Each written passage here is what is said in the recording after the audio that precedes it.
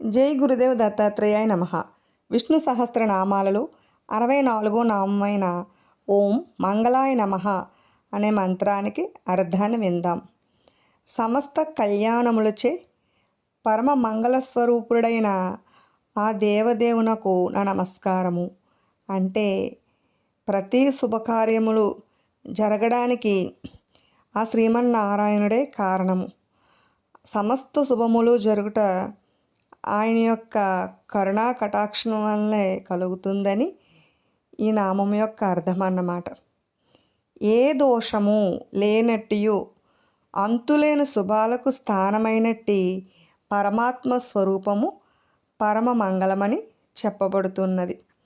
అంటే శ్రీమన్నారాయణ యొక్క రూపము ఎటువంటి దోషాన్నైనా పోగొడుతుందని దీని యొక్క భావం అన్నమాట.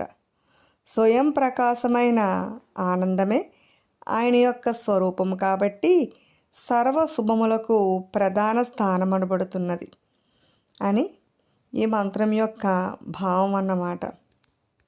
నిత్యము ప్రకాశించే ఆయన యొక్క రూపాన్ని స్మరించినంతటిలోనే మనకు శుభములను వసగేవాడని దీని యొక్క అర్థం అన్నమాట. విన్నారు కదండి. ఇటువంటి మరెన్నో ఆసక్తికరమైన విషయాల కోసం మా ఛానల్ని సబ్స్క్రైబ్ చేసుకోండి. Thanks for watching.